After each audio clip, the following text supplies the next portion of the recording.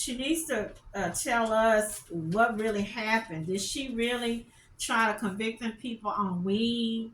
Why is this? Why did she have that guy? I think his name is Brew Love or True Love. It's a black guy. He got 13.2 million locked up for 6 or 7 years. And he said in the interview did on Vice that when she was elected, people in the community, in the hood, really thought she was their friend. She was going to help them, that she understood they fight, they plight.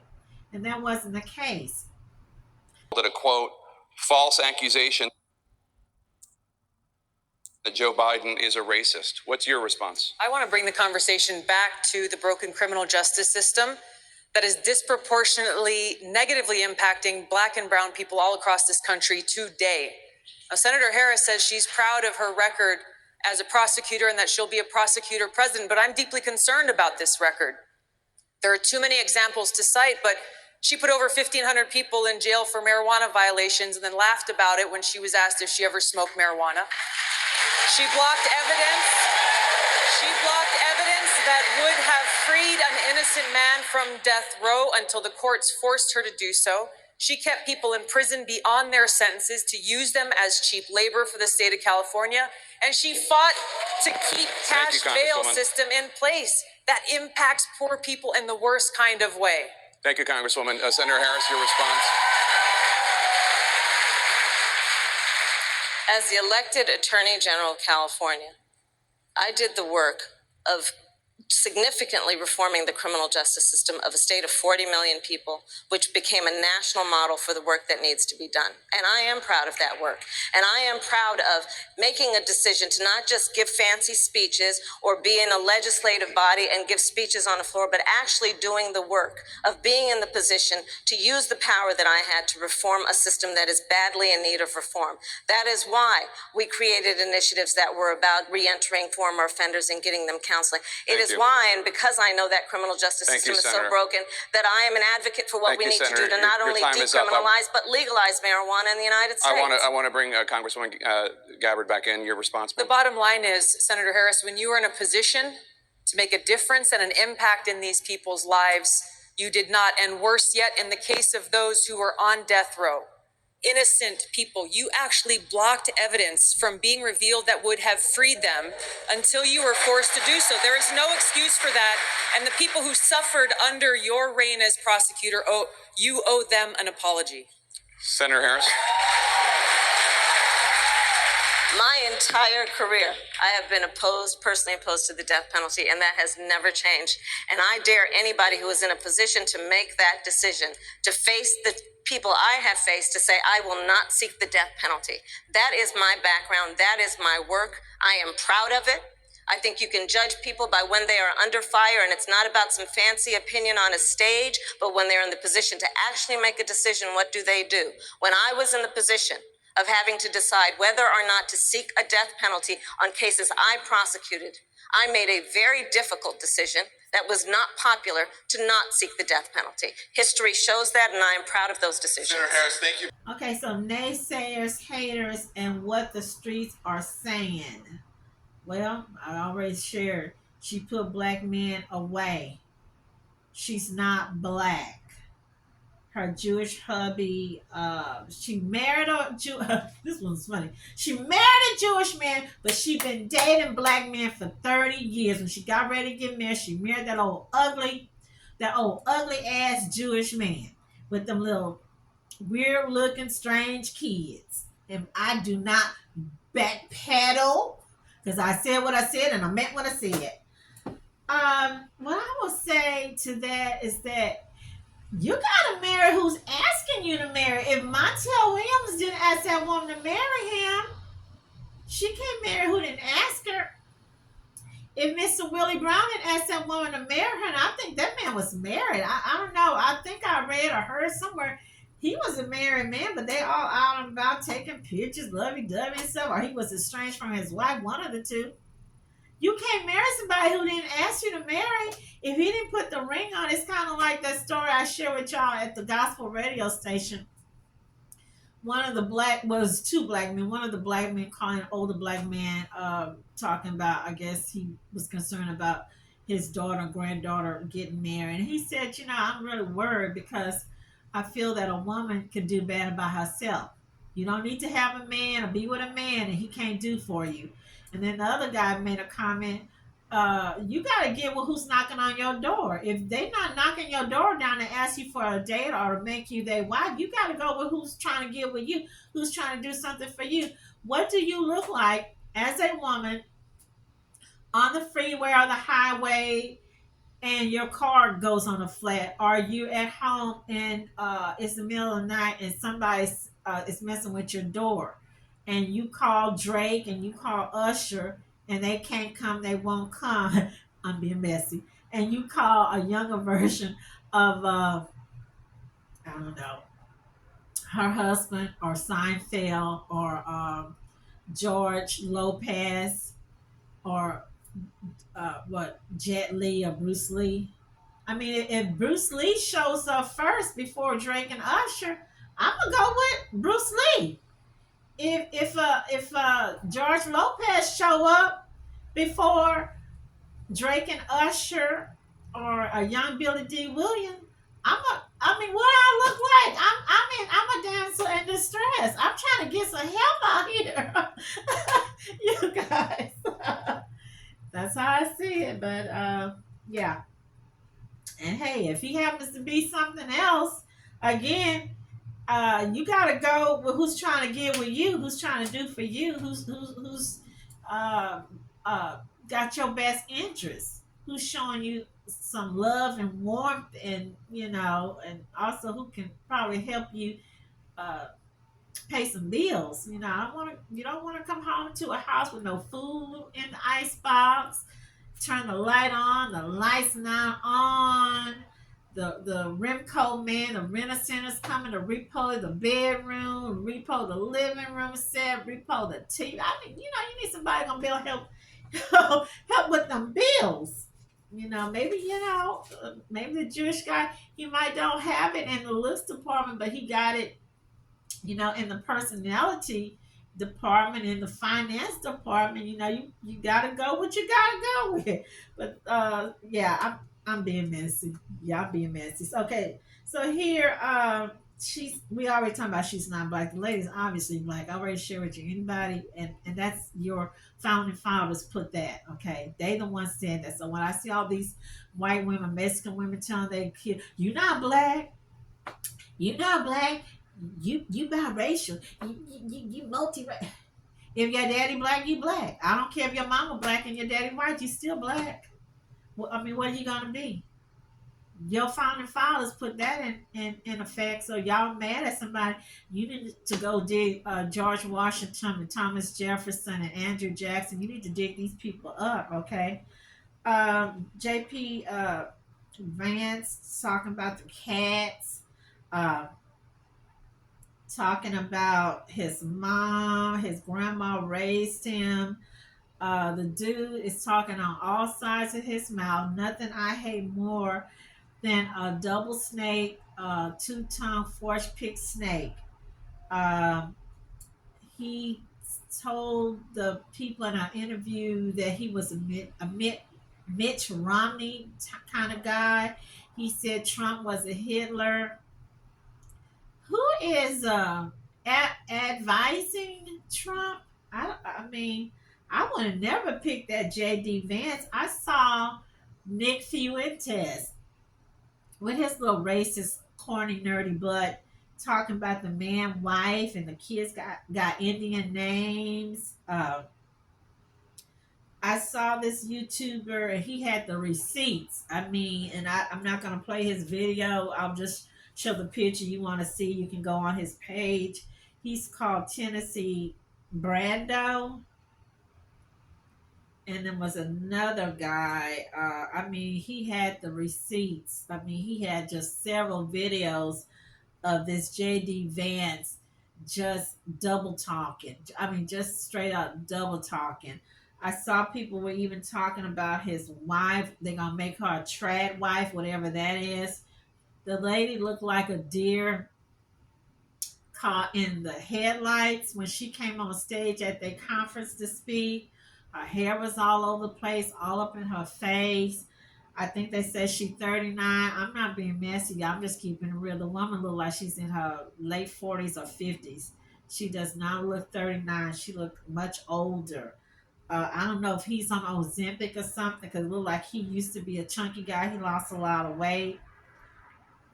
But Nick Fuentes was tearing them up with a lot of racist bait chasing or whatever. So I don't know with that. Uh, Back to his mom, he's trying to fall back on what got President Obama elected. Family, talking about his mom, talking about humble beginnings, talking about being on food stamps, talking about the father not being around and the Asian father, stepfather helping to raise him. I don't like J.D. Vance. I don't believe him. He left off the food stamps. I guess his mama wasn't on food stamps, but he did say she had a um, drug problem, a drug dependency. Again, like I said, with I don't know his name, Hunter Biden, uh, Joe Biden's old prodigal son. I just call these people crackheads because that's what we've always called them. All these fancy names that you guys are creating. When it's you, when it's people look like you, but when it's look like me, we crackheads, we sluts and hoes, and But and then didn't they say somebody had said that Obama mama liked the dark meat and all that crap? Guy comes out of nowhere 2 weeks ago. Nobody even knew his name. Yeah. And he lit up the grassroots. He lit up the internet. He was the first person to come out and define Donald Trump as weird. And suddenly people had a way to talk about him. He's a fascist. He's a dictator. We were actually giving him more power. This guy punctured the Donald Trump balloon and comes out of nowhere. The ultimate dark horse candidate. So it extends the honeymoon. A lot of people are excited, but it's not all one way.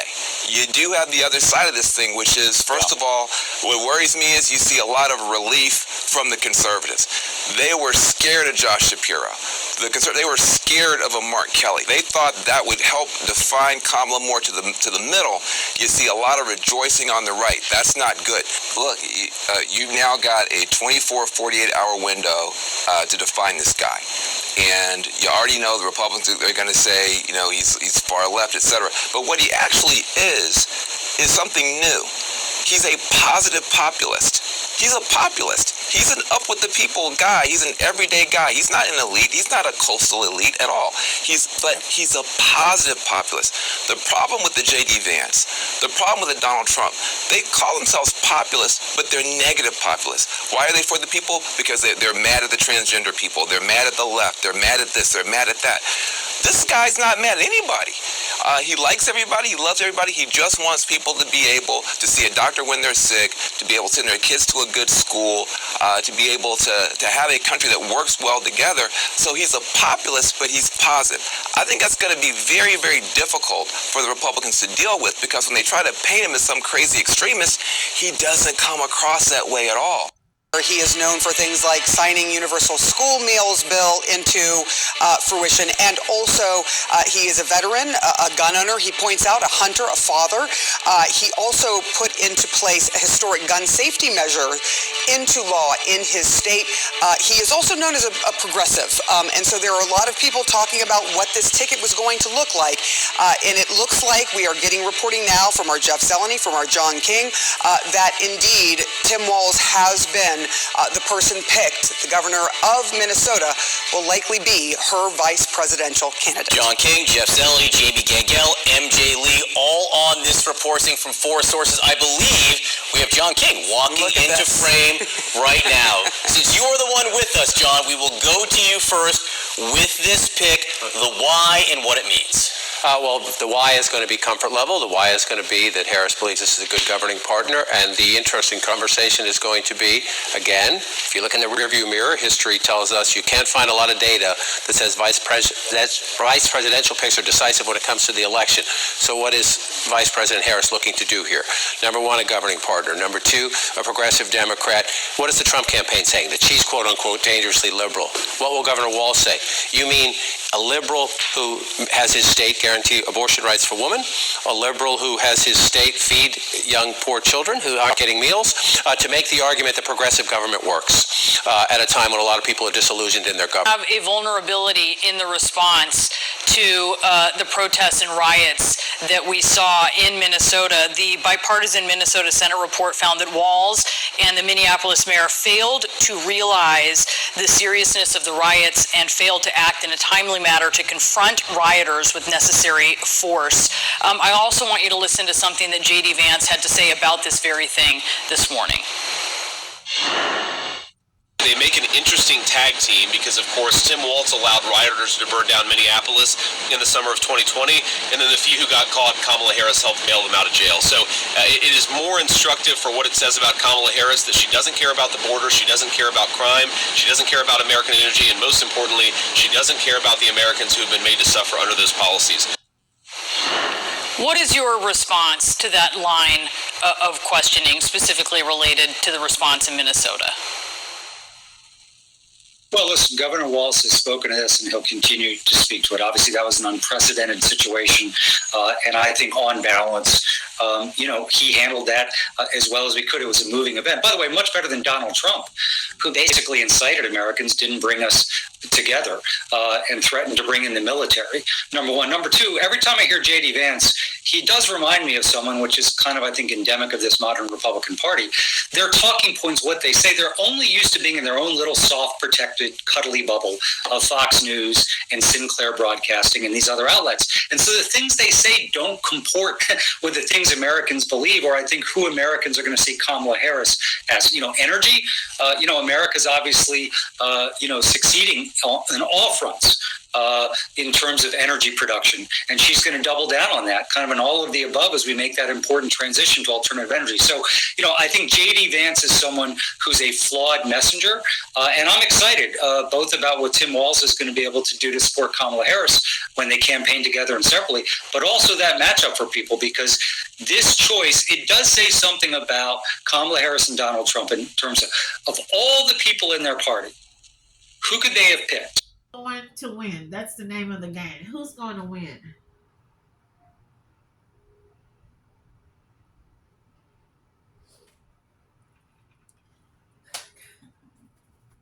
At the end of the story, who is going to win? The finale. To the end. Who is going to win? Technically, I don't know. I haven't had any dreams or visions. I think we need to be a baby Einstein. I don't think we need to be a political analyst to figure that one out. We know there ain't no way somebody that's a felon should be running in the first place. These people are really dumb.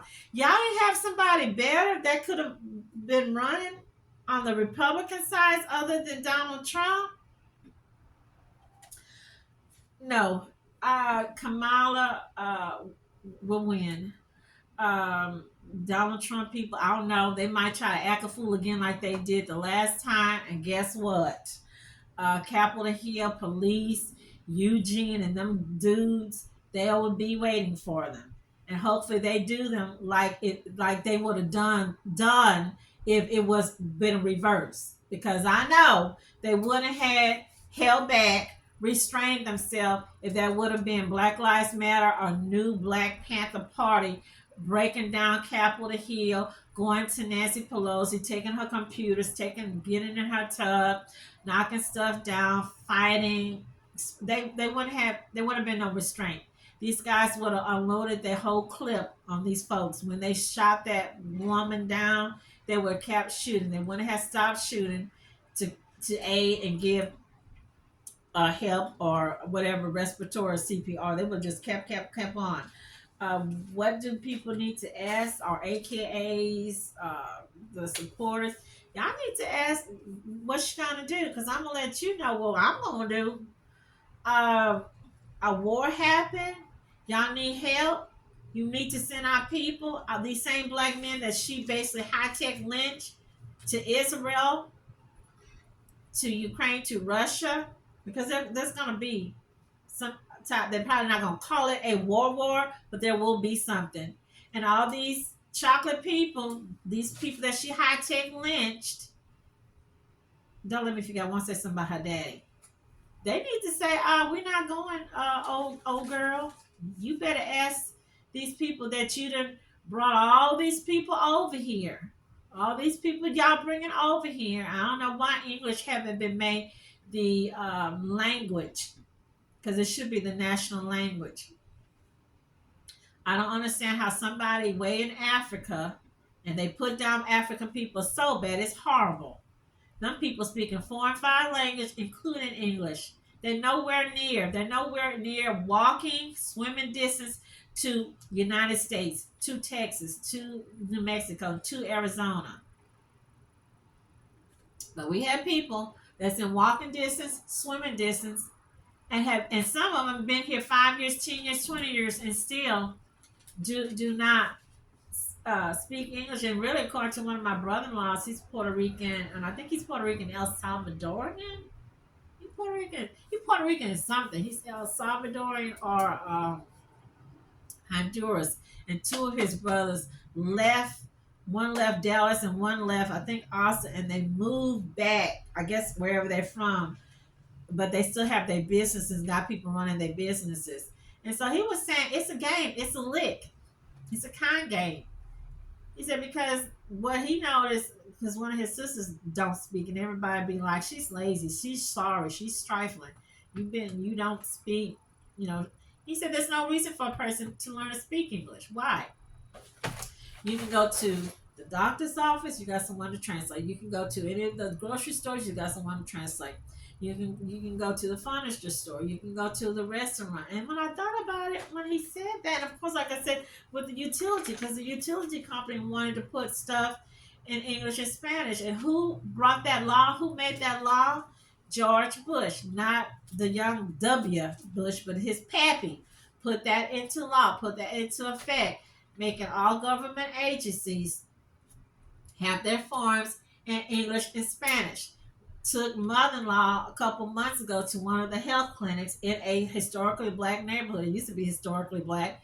Now everybody that's working the front desk is Hispanic, but it's still a lot of black people go there. We're waiting for the pharmacy for the medicines or whatever, and I'm just looking and I'm thinking, I'm seeing the TV and it's just constantly in Spanish. It's health stuff. It's talking about health stuff, but it's just one Spanish story after the next. I'm thinking, when you say something about whatever, I'm just gonna make up something. Let's say they're saying something about Ozempic, and then they start talking about um, I don't know, Xanax. It's supposed to be Spanish, then English. You don't go into 2 or 3 things all in Spanish. So I got up to videotape to start taking pictures. Somebody heard click on the English.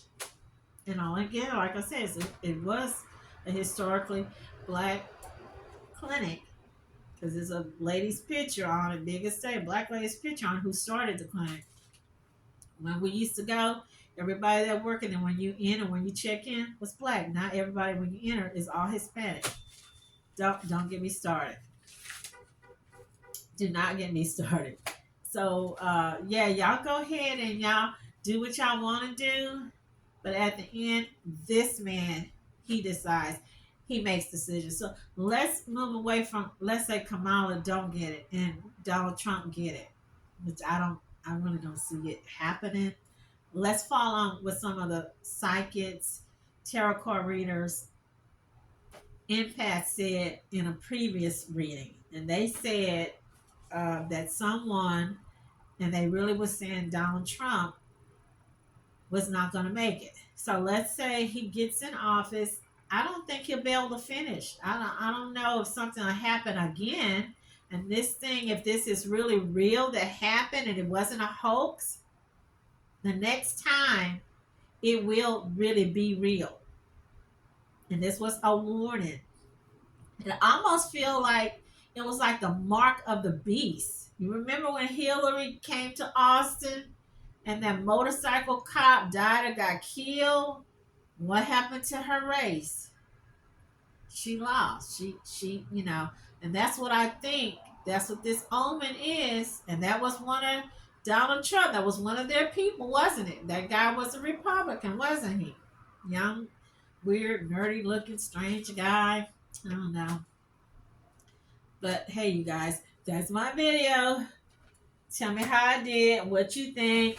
You mad? You mad? You got a butt hurt? I hurt your little feelings.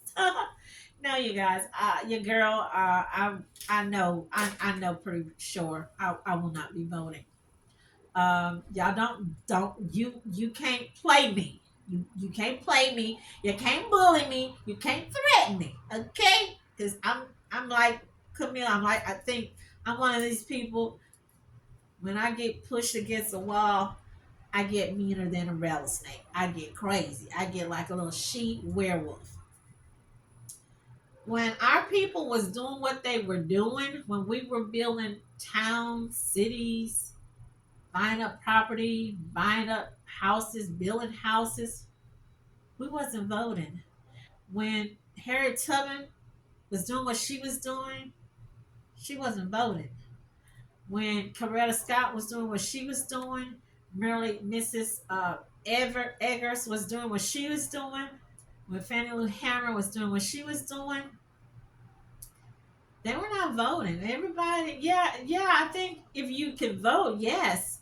But at the end of the day, if you're a Christian, you know what the word says. We in this world, we're not of this world. When these people get in office, they do what the hell they want to do. They tell you they're going to do all this, they make all these promises. And you think that you voted for him. So he has been chosen. He's been picked already. You're not actually really voting for him. He's already been picked. They've already decided what they're gonna do behind the enemy lines. Okay. So again, let's pray. Let the best man or woman win. That God blesses America and protects us. That the right person get in and do what they're supposed to do. Do right by us, by the people. Because if they don't, that they are removed. Yes, that's right, removed. Uh, if you do want to vote, you know you're going to go vote, I would suggest meditating, praying about it, getting your Bible, your Quran, your Torah, and just putting your hand on it and just asking for his guidance to lead you to pick the right person. But right now, like I shared, I hate to say it, but you got a white snake, fat white snake, blue eyes on this side. Got a light skinned yellow snake, red bone or yellow bone snake with brown eyes. Got a male snake on this side. Got a female snake, female thin snake here. Fat white male snake. You know what you gonna do? Because at the end of the day, they both, in a sense, kind of dangerous. Depending. Yeah. So, but we gotta give this man upstairs because I know he has helped me, my family, put us through, took us from a very tough spot during COVID, even after COVID. Share with you, y'all know about one of my nieces that had got sick and had got sick so bad she was in a wheelchair, and I was the caretaker pushing the wheelchair. And I just got up one day and I said, God, I give it to you. She wasn't born in a wheelchair, and I'm tired. I'm just really tired. I'm just tired of everything. I'm tired of pushing wheelchairs. I'm tired of the financial pressure of headaches, and you got to take one of these struggles off my plate. And as the old black people say, won't he do it? And yes, this chick, this girl, this gal has traveled, I know, 10 countries already. Running, walking, exercising, working out, going back to the school district to work. Won't he do it? So that's what y'all got to do. Because I don't know who to tell you to vote for. I'm not going to tell you who to vote for because I don't know. I'm not voting. If you want to know my thoughts on when I share with you about the dream or vision I had about President Obama, I'm going to try to pin them or find that video that I did, because I did tell you that 3 black women was in a big fancy hotel downstairs, and they walked away, they went to go get some food, and they could see with the doors open, they saw President Obama with his security detail. They got on the elevators and they went trying to catch up to get on the elevators, and they got on the opposite elevator, and it looked like each time he would get off an elevator, they would get off too, and he would get back on, which is really, it's really how dreams are. But yeah, when they finally got to the 18th floor, I think it was like 18th floor or something, he gets out. He wasn't dressed up in a regular shirt, kind of buttoned down, khakis or something. It was like 3 or 4 detail guys with him. A white couple with a kid, with a little boy. He grabbed the little boy. They took pictures. When they went to try to talk to him or introduce themselves, the security guard kind of like pushed them off or pushed them away. Like, no, we can't do that. We're not doing that. This is the final leg. You can't go any further. The rest of these floors are closed off. And they were like, don't you know we've been following and running, chasing behind him since y'all was on the first floor. We done went to up here, and now it just dawned on me. They didn't need you. They don't need you. They don't need us. Now that Kamala is running, she in the race, she's his little sister from another mother, they need you, your votes, to get out there, black females, and vote Miss Kamala in. And that's all I have to say about that. Again, you guys do not forget to click like and subscribe. Stay healthy, happy, and blessed. Do not let people bully you into voting or not voting, or who you vote for. Let it just be your own private business. It's none of their business unless they're paying your bills, unless they're buying your dinner, unless they're sending you on a nice vacation. I don't know.